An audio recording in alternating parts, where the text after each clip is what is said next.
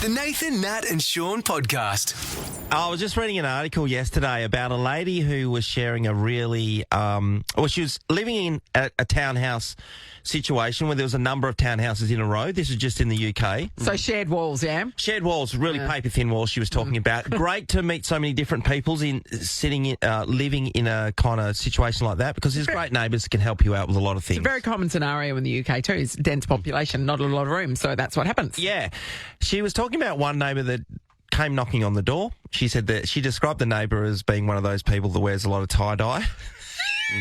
Which I organic. thought was funny. She's an organic neighbour. So the lady knocked on the door, and she's normally very pleasant. At this stage, she wasn't. She was holding a pot plant in her hand, and she wanted to talk about the fact that the Wi-Fi in this person's house was affecting her plants. So she's claiming that the neighbour's Wi-Fi is impacting the health of her pot plants. 100%. She wanted to negotiate that the router, that was a new router that was set in the house, be moved from one side of the room to the other, or the possibility of the Wi-Fi being turned off between 10 p.m. and 6 a.m. at night, and therefore the plants will have their time to regenerate and flourish. What do you say to that? Shaun, that happens to you, you get that knock. Oh, I worry for the person that does that to you. What do you say? I just, Megan, can you deal with this? Some requests from neighbours are very interesting. That's a really random one, isn't it? Like, that's a bit cooker. Do you know what I mean? Like, that's... The Wi-Fi's impacting my plants. You get plant people, but that's plant and Wi-Fi. That's next level. They're the ones that think thing? that maybe it's a thing we don't know about. 5G's impacting them as well. You know what? Oh yeah, okay. That's what I'm saying. Next time we have Costa on, we'll have to ask him if that's a thing. We don't know. Yeah, that's right. Maybe it is. I'm no expert. But also asking somebody to turn their Wi-Fi off, it's like, no, that's like saying, oh, can you turn your water off for a while? Like, you need your Wi-Fi. Even when I'm asleep, I need my Wi-Fi. Leave me alone. Yeah, late night scroll. This is nowhere near as bad, but I had my neighbour knock on my door, and we ended up, this became quite an issue because she said, can you not use your dryer before midday? So like from 9 a.m. to midday, because she did night shifts. But like I was doing my shift at the time. It was the only time I could do drying. Yeah. So I was like, but I need to do my So what time did she not want you to use your dryer? In the morning till about midday. That's a reasonable time to be drying. Do you know what I mean? If you're doing, it is a time. But I get it. Like, it's hard for shift workers. For her to It's really sleep. hard. But also, what are you supposed to do? Just wear wet clothes around? Yeah. She went to the, I don't know, whatever it's called, the council or the strata people. I was like, yeah, he's using his dryer. Are you kidding me? We went to war. Are you? What did the strata say? They just had to be like, hey, we have to let you know that this has been filed, et cetera, et cetera. But we're not probably going to do anything. Of course, they can't do anything. You're allowed to use your dryer in the middle of the day. That's ridiculous. That That is amazing. Yeah. But anyway, ridiculous neighbour request, right? Yeah, for sure. Yes. Ross. Brittany, hello. Hi, how's it going? Good, Britt. Okay, what did the neighbours ask? So this was back when I first turned 17 and got my licence, and I remember Mum and my stepdad taking me to get my Holden Barina, and very excited to come home in it and parking up.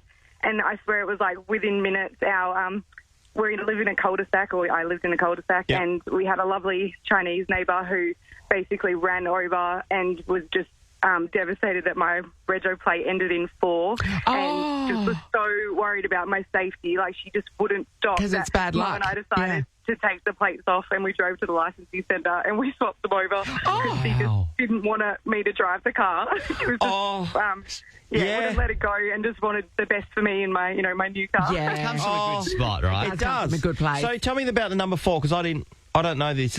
I believe It's a superstition. Yes. Yeah, I think. I believe that the character for 4 is similar to the character for death, and so it's too close for comfort. Yeah, so basically, she was just very worried, and we couldn't.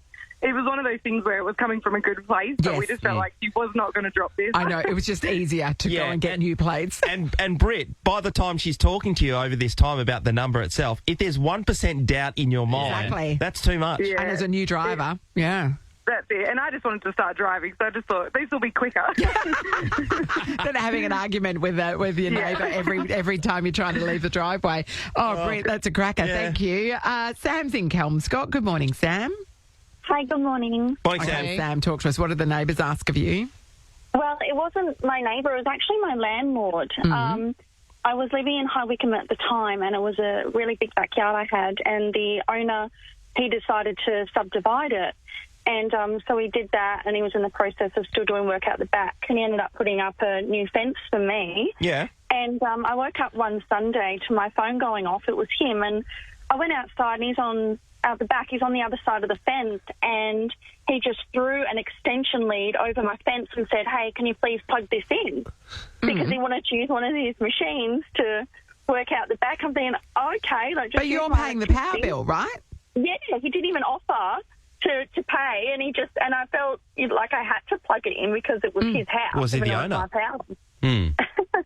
That's It was a rude, bit though. rude. That's rude. He should have offered some sort of compensation. A slab, for example. A slab would have done it. Yes, exactly. That would have done it. It fixes all problems. It does. It does. Yeah, no. Unreasonable. Thank you, Sam. Emma is in Freo. Hello. Hello, how you going? Good, Emma. What did the neighbours ask of you? Well, it probably would have been better if they had have asked or spoken to us, but we live in quite a small street. It's turned over in the last 5 years, and there's lots and lots of kids. There's about 9 kids. So we have a bit of a bike jump coming down a hill across one corner of my neighbour's lawn, just a tiny corner of his lawn. Yeah. And then right across my lawn, right across the other mum's lawn, do the jump, off you go. And they do it over and over and over again. And anyway, so 6 o'clock one Monday morning, my husband takes the dog for a walk, and the bike jump is on my neighbour's driveway with his four-wheel drive in reverse, and he is going to drive over it and smash it. Oh. To stop He the sounds jump. fun. So my husband walks up, grabs the jump from behind the four-wheel drive, just stares him in the eye, walks it back to our house, and puts it back on the lawn where the kids were having fun. So probably would have appreciated a chat, but hey, destruction Yeah. of property is probably much better. I love that he was doing it at 6 a.m. in the morning too. So he'd stewed over that all night. He had And, done. as soon as day comes, daybreak, this thing goes. That's next level. Like the people that hate children having fun, Yeah, it's yeah. crazy. I grew up, my cul-de-sac had a pathway down it and we had exactly the same setup. We had jumps and that's how you learn how to ride a Yeah, bike. it's And fun. that's the best It's fun in the It's world. kids having fun. They're not on a screen, you know. You let them do it. This is the Nathan, Nat and Shaun podcast. Time to cross to Morwell in regional Victoria to catch up with our old friend Channel 9's Amber Johnson, who is basically Morwell is her life now. Good morning, Amber. Morning. Good morning, guys. Morning, Amber. Can you see a time when you won't be in Morwell at this point, Amber? Oh, I'm actually loving it. I think I've been looking at some property down here, thinking about taking up residency. A long Okay, choice. that's- There's some farming land. That's Stockholm syndrome. That's what Yeah. that is. Is that what it is? Oh. How far are you from the coast, Amber? Because not too far. No, we were actually talking about this the other day because, no, it is quite far from the coast. Yeah, there's a lot of fish and chip shops, so I was really confused about where this fish is coming from. I mean, it's worth asking. That's funny. So, okay, so from what I understand, the latest they've been cross-examining a health official who was one of the people that, you know, was asking Erin Patterson some questions about the mushrooms in the first place. Is that where we're at the moment? Yeah, that's exactly right. She had some very interesting evidence yesterday. So basically, she works for the Department of Health. Yes. And she was contacted by a doctor who was told, hey, look, we've got this case. All these people had a lunch and they've fallen incredibly ill. We need to try and find the source of the illness. So that was her job. So it was a bit of a wild goose chase to try and figure out what exactly happened. So she actually was in contact with Erin Patterson when Erin was in hospital claiming to have gastro-like symptoms. So she was having I think there was an initial phone call and then it ended up being a bit of a text message exchange where she was trying to get some further details from Erin Patterson, asking her, you know, did she serve any beverages with the meal? What sort of spring onions did she use? What Asian grocer did she go to get the mushroom? Yep. But it was in her evidence that she told the jury that Erin Patterson allegedly wasn't overly clear when she was answering the questions about the outbreak of the illness. And she also said that some of Erin Patterson's responses actually changed throughout the conversation. So she had initially told her that she bought all of the ingredients on the Friday night before the lunch, but then that later changed to she said that she'd purchased them over the course of a number of days. That's a bit of the evidence that she gave yesterday. Did she give a specific Asian grocery place or wherever she was shopping for them to look into? Well, that's something else that this health department worker said changed. When Erin Patterson was asked about what grocer she thought she went to, she couldn't remember exactly, but she gave 3 suburbs. And then as this health department worker was talking to Erin over the course of a couple of days, one of those suburbs then changed. So there was, a bit of chopping and changing, which is something that the health department worker raised to the jury yesterday. They're all in Melbourne's southeastern suburbs. Does that really matter if they just get a credit card statement and go, she's been there, or... Has that been submitted into evidence? Is there evidence of her paying or is she claiming that she paid cash?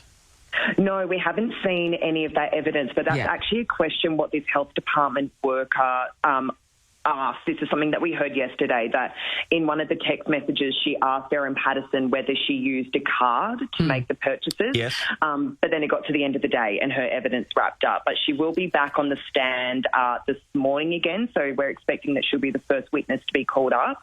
So we should be hearing more from her today. How much longer is it going on for, Amber? Do we know? That is the $1 million question. You can't make any plans, can you? No, not at all. Initially there were 5 to 6 weeks set aside for the trial. Yeah. So that was a bit of an estimate. But then, of course, it just depends how long the jury might be deliberating for. Sure. So we're in the 5th week now, so 5 weeks and more. So we're getting towards the end of the prosecution case. Then what happens after that is that it'll be over to the defence if the defence would like to call any witnesses. But the defence doesn't actually have to. If they don't want to, they don't need to call any witnesses. And then after that, it'll go to closing arguments. Do we know if Erin Patterson's going to take the stand in her defence?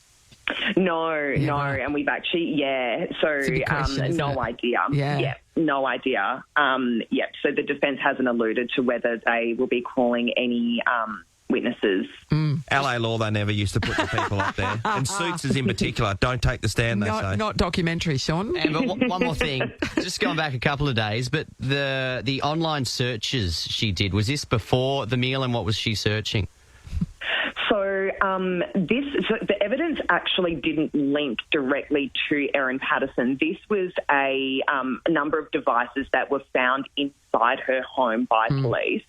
So there was a computer that was seized from her home after the lunch, and when it was forensically examined, they found that before the lunch in 2022, so the year prior, there were searches on the computer for a website called the iNaturalist website. And you might remember that's the citizen reporting website where citizen scientists can jump on and document different species they might find in the wild with photos and maybe GPS coordinates to where they found that species. So they found searches for that particular website on that device.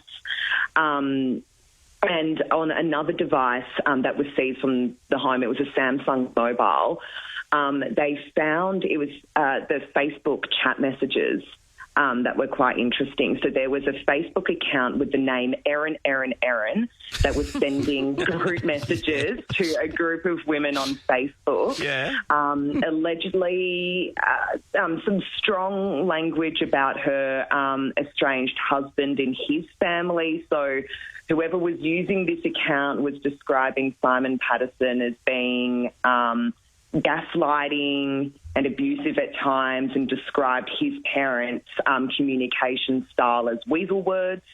So that was all evidence from a digital forensic officer. So he actually spent 4 days on the stand. Yeah. God. Jeez, this is going to go on forever if we go into the detail, because you're just trying to find everything to pin. Amber's going to be 65. You'll be retiring before this thing is over, Amber. You get long service leave the way this is going. You'll go straight from... I'll be absolutely haggard by the end of it. Amber, thanks so much for the update. We'll check back in with you because I don't think it's finishing anytime soon, but it's certainly a trial that is captivating the world. So thank you for your insights today. Thank you, guys. Great chatting to you. That's Amber Johnson from Channel 9 news. It's the Nathan, Nat and Shaun podcast. Time to catch up with this guy. These players' palms are sweaty, their knees are weak, and their arms are heavy. Can they take their one shot, one opportunity to win our $20,000 jackpot? I'm Todd Woodbridge. Let's find out on Tipping Point. Wow, the Todd spoken Woodbridge. word of Eminem. You can tell I don't write that script. Sound kit. You sounded good. Did you at least watch 8 Miles, by the way, Todd? No. It's a great movie. Focused. Yeah, okay. Focused on dad jokes now for Tipping Point. Sure. Oh, yeah, okay. Got ya. That's your wheelhouse now, isn't it, Todd? And you nail it. The show's going really well. You must be really happy with it. Crazy. It's 18 months ago when I got a call to go, would you think about doing a game show? Game show, I said. Yeah, I'll have a crack at it. It wasn't really on my bingo card that I'd end up with the gig and it would be the success that it's been, because the show's just having an incredible run.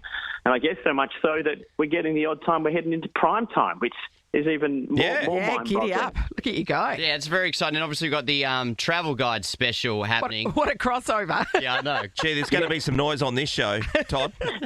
You are dead right. That is for sure. Because normally our episode is 3 contestants. Well, we've got 3 teams. We're playing in teams. We've got Kevin and Janetta, Matt and Brett, and then you got the boys Dorian, Kev, and Tang. And well, I mean, if you watch Travel Guides, you'll know that there's chaos with those 3, and then three fellas trying to work out one answer. Is not easy. So I had to kind of let them all go, and it's some very entertaining and funny stuff. And of course, we're playing for charity. $40,000 jackpot on the line, $300 for every counter that comes over the tipping point. So there's some good money on offer, and it's cut up to be a fantastic episode. So. I'm sure all your listeners will really enjoy it. And the guys are all playing for charity, and that's one of the keys as well. Yeah. Hey, Todd, it's so interesting. Travel Guides, right? We're talking about this. It's been such a successful show. I'm not a person who dives into it head on, but from when it first started, you're like, mate, these guys have got the best gig in the world. Yeah. I got to, obviously I chatted with them off set and all the like, and they go, oh yeah, it's really busy, it's quite tough. We film 6 months a year. I think 6 months a year to get this done, and it's fascinating. Listen to them. They pack a bag, they get told to what type of clothing to take, and they get to the airport, no idea where they're going, and they go off. And I mean, what a gig. I know. Yeah, it's a ripper. Sign me up. Todd, just switching gears, obviously you'll be commentating Roland Garros. You're a Roland Garros. Yeah, you're a Grand Slam winner. Do you ever play social tennis? Not a lot. I'm actually been invited to play, as I usually do, at Wimbledon. So I play one tournament a year. It's called Wimbledon, so that's not bad. Wow, is it? What a flex. That is the best thing ever. I couldn't even imagine. Surely somebody's like, we're playing in the, a doubles tournament at work. Can you come and be my partner? Has anybody tried to pull that? Occasionally that happens. Yeah. I must admit, I'm actually out trying to have a little bit of a practice at the moment, just to make sure that I don't embarrass myself when I turn up there. But as in terms of social tennis, not that often. Because you would have to take it seriously, wouldn't you? Yeah. Everyone wants to beat you, and they say they hate you, and they did this, and then my cranky old temperament comes in, and I start acting up like Nick Kyrgios, and it doesn't look good. I doubt it. Come on. I have an occasional a hit and that type of thing. The problem I find now is that I still hit the ball well. I mean, it still comes out of the middle of the racket, but I visualise myself running, and the top half seems to move over, but the bottom's stuck in the same place. Yeah, and sure. Yeah, my movement ain't what it used to be. Yeah, we're all kind of the same. Hey, well, I'll get your predictions. Is it on the men's side? Is it just Yannick Sinner or Carlos Alcaraz? Is it Alcaraz probably over Yannick Sinner?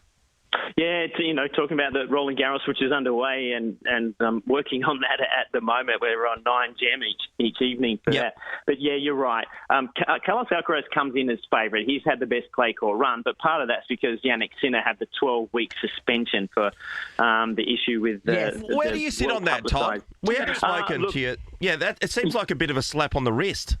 Well, it is, but if you go and read, which you can go online, read all of the documentation. Sinner was basically proven that he didn't deliberately take anything. Okay, it was fair call. 1/1000th of a gram. It was not performance enhancing that was in his system. So yes, he's had to take a break, and it is a bit of a slap on the wrist. But in some ways, it's actually given him 12 weeks to go away, freshen up, get in the gym. He looks really, really stronger.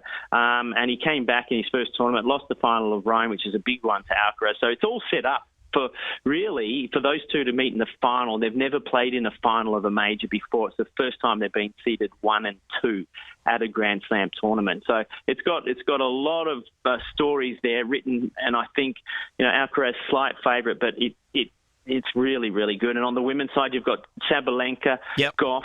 Everybody looking at Iga Swiatek going, can she win 4 in a row? That'd be the first time in Open-era tennis that anybody's won 4 in a row on the women's side. Well, she's a bit out of form at the minute too. She's been up and down. She is out of form, yeah. And just got to say, finally, like we saw a couple of days ago, Rafa Nadal was on it. Obviously, he played last year, retired after that. 15,000 people just putting on a red shirt and chanting Rafa was quite an extraordinary sight.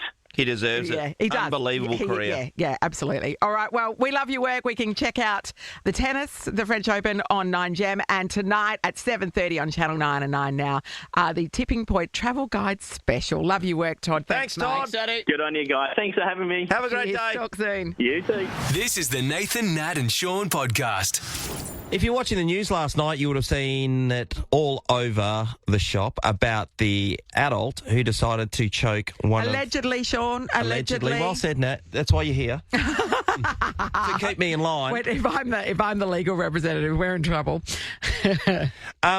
You go to So it was sport these days. It was a junior soccer match in Mindarie. The visiting team was Whitford's. It's alleged that a Whitford supporter strangled an 11-year-old player. Yeah, so it says, following an investigation by the Joondalup detectives, the man was charged with one count of impeding another person's normal breathing or blood circulation by applying pressure to the neck.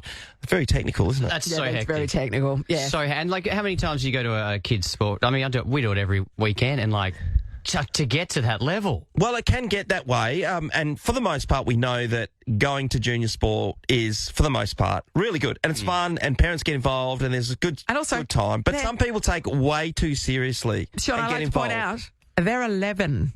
Nobody's playing for sheep stations at 11, surely. No, we don't know how this incident came about. What and was he gets the man's his day in court, motivation? and he'll be able to defend himself to a degree. Mm-hmm.